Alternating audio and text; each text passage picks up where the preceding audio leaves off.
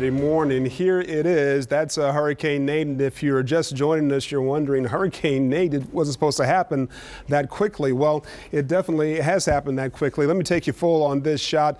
This storm didn't interact much with the Yucatan over last night and overnight last night as well. It went through the Yucatan Channel and straight into the Gulf of Mexico. And you'll notice in this picture how it just flares up as it enters the Gulf of Mexico. Kind of falls off a little bit, and now it's flaring up once again.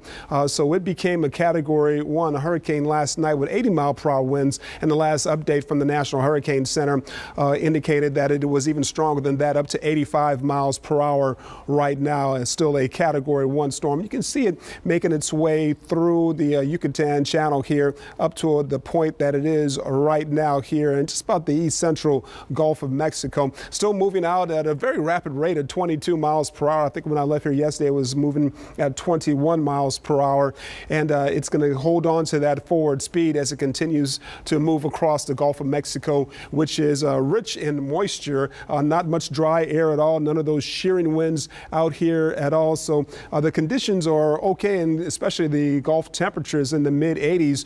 The possibility exists that this thing can intensify further, but it's moving pretty quickly at 22 miles per hour, and that's probably going to be the limiting factor right there. Here's the RPM model showing this storm continuing to make its way towards us here in southeast Louisiana.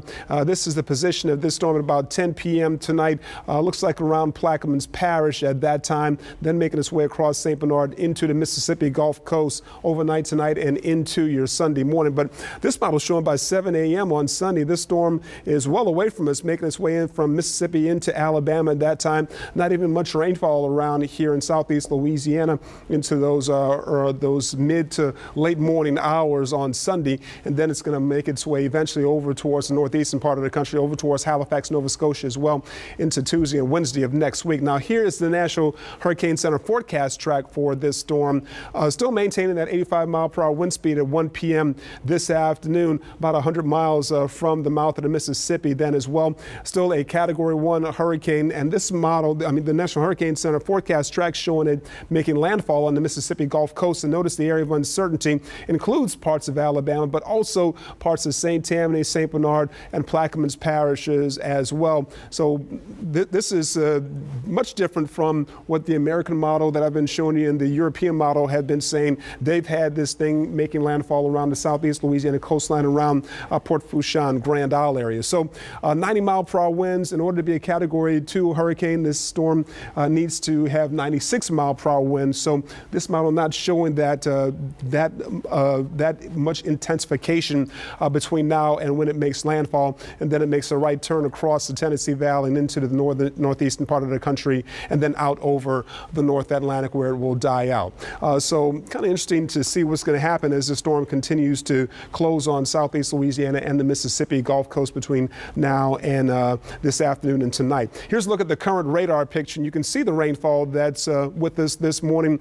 Some showers and some stormy weather headed towards Baton Rouge right now. We've got a lot of this is not quite reaching the ground across parts of the uptown, downtown area, Metairie, Kenner as well. But the rain that you see over Terrebonne Parish and Upper Lafourche parishes, they are experiencing that, some of that in St. Charles and St. John the Baptist as well. Here, let's look at the temperatures outside. And across the North Shore, the Mississippi Gulf Coast, you're in the mid to upper 70s.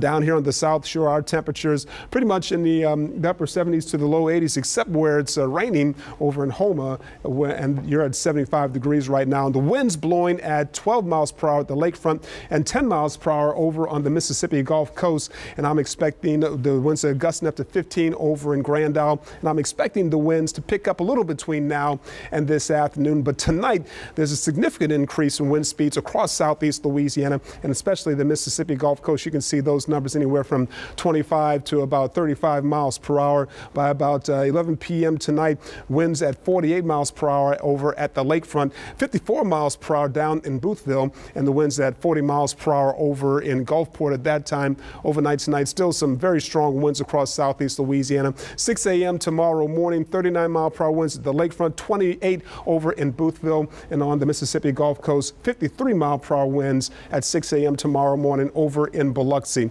So some very strong winds across the North Shore, down here on the South Shore as well. And and that's probably going to be your biggest, besides the rainfall, some very strong winds of what we can expect tonight into tomorrow morning.